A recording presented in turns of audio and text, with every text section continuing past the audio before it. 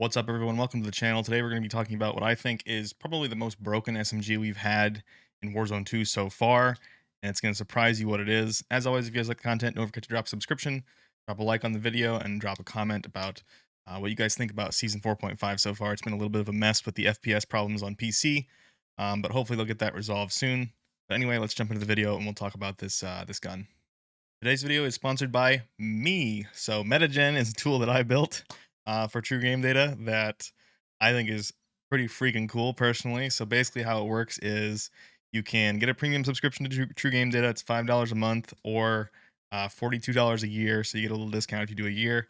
And you get 15 runs per month, and then you'll get a new run every single night that you can do. And what it does is it basically uses an AI optimization process to look at how you've weighted certain stats and how I've weighted certain stats, and it will output your personalized meta. So instantaneously, when I updated the data to season 4.5 for this update, which I did today, you can come on here and press a button, and if you have your weightings saved from last season, or if you just want to use my default meta, both of which are in here, you just press run, and it'll spit out the perfect meta builds, the best that can possibly be built for how you like to play. So I think it's a pretty amazing tool.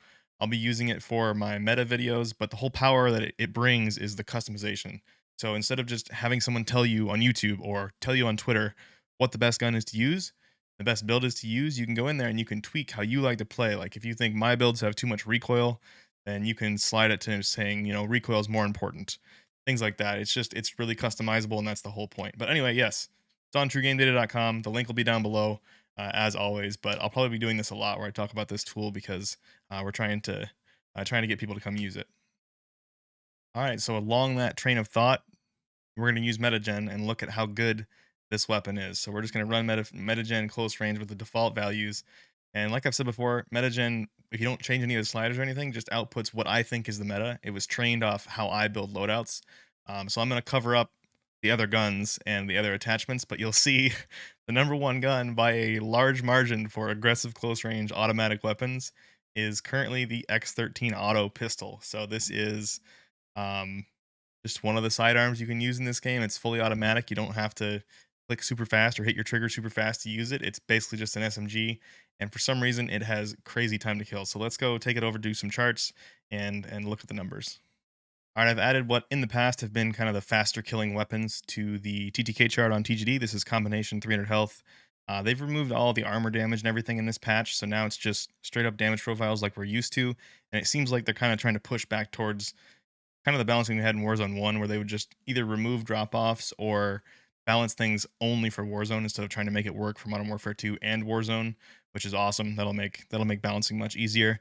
But looking at this chart, we've got the X13 in red, ISO 45 in orange, Lockman sub in cyan, Vel 46 in green, and the Vaznev in yellow.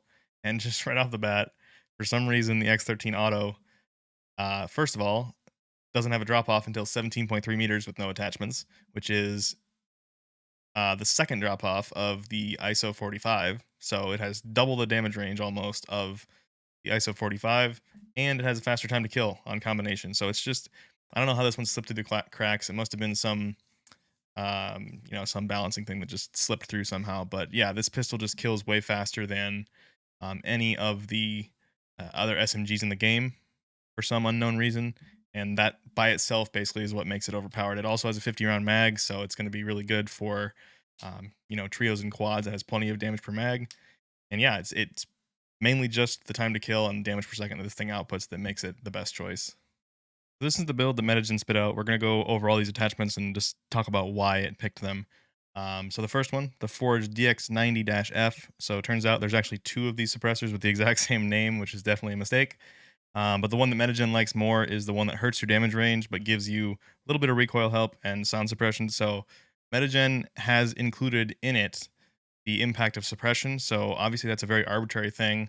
It's impossible for me to really put a true accurate number to how valuable that is. I just weighted it how it felt like it came out to me when I was building the tool and training the tool. So it does have a slight positive effect, not very much because it doesn't really do much compared to what it did in Warzone 1 as far as keeping you off the map and things. So it's not weighted very high, but it does give you a slight positive just because the less noise you make, the less likely you are to get third partied and things. So it does have a positive effect.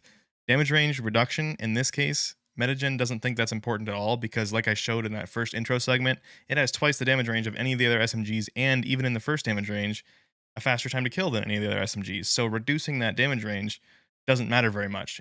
MetaGen thinks other things are more important, like keeping the ADS time really low, things like that. So that's why it puts this suppressor on there. Even though it hurts damage range, the other ones are going to hurt your ADS time, and it doesn't want to do that. So that's why it picks that suppressor. Overpressured is always just kind of a positive. This is what I'm gonna have to rethink a little bit because they brought back basically headshot damage in this patch. In the previous patch, they had those max damage values that could be done. So pretty much all the SMGs have the same damage profile across the entire body in that first damage range, but they've changed that now. So headshots are back, and overpressured can potentially clinch your enemy into hitting headshots on you. So I'm not sure how I feel about overpressured. Um, in the previous patch, like I said, I had MetaGen trained to think that it was a positive thing because it didn't matter if you flinched them into your head because it didn't do any extra damage. So if you flinched them and they missed, that was a huge plus. But if you flinched them and they hit a headshot, it wasn't a negative thing. So I'll have to rethink that. I do still think it's a good attachment overall, but just not as good as it was before this patch.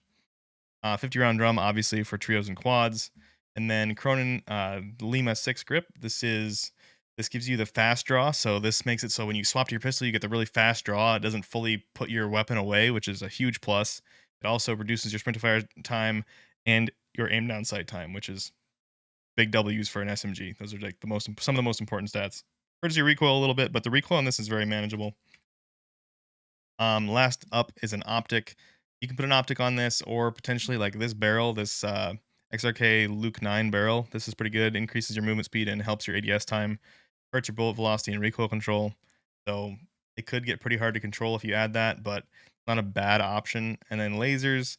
The reason MetaGen didn't pick a laser is because it's visible when you ADS.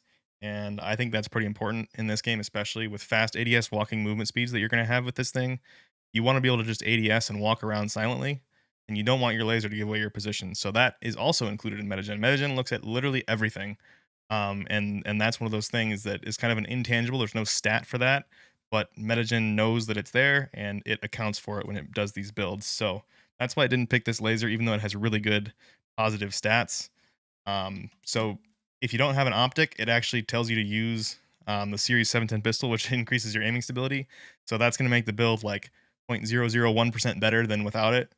It just didn't have any other attachment that it could find that helped at all. So it gave this, just that last slot because it just couldn't find anything else that was really worth putting on there with the way the default MetaGen calculations are set up. So this gun's pretty good just without any tunings. We'll do tunings in a second, but I just want to show you, the recoil is really manageable. I don't know that the Warzone range actually has you can see it has plates now. That's a big W. I don't know if it actually has the Warzone damage values. It looks like it does because it's killing this target very fast at 10 meters. But yeah, the recoil is super, super easy on this thing. Even with that reduced damage range, it's going to kill crazy fast out to about 15 meters. Yeah, it's just a crazy, crazy good SMG. All right, let's go through the tunings for this. So for the suppressor, aiming stability versus bullet velocity, both of those aren't going to be very important for an SMG, but on the outside chance that someone is, just the right distance and your aim is right at the back of the target, there are some cases where bullet velocity could make you miss some shots. So I think I would personally tune for bullet velocity here. So this just looks like the optimal points all the way out to the right. Recoil smoothness versus aim down sight. We're gonna go aim down sight. Gonna be more important for an SMG build. So right there looks good.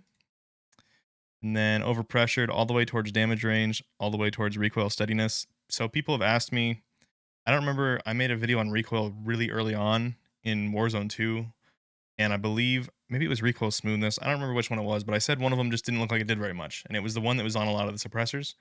And that's something I want to talk about really quickly. So we know now that those things do actually do something because we have the data mine numbers from sim.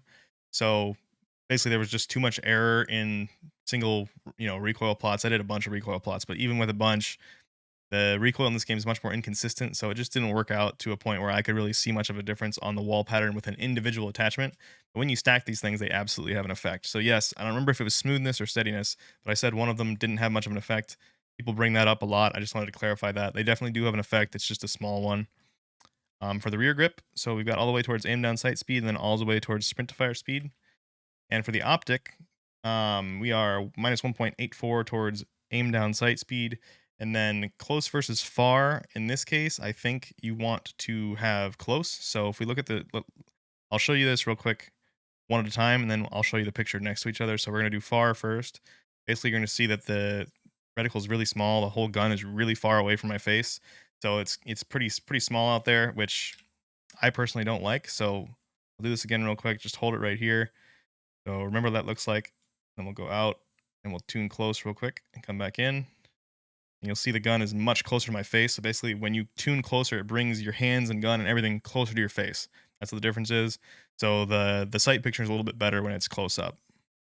Demonstrating once again my amazing MS Paint skills here. We've got far tuning on the right, close tuning on the left.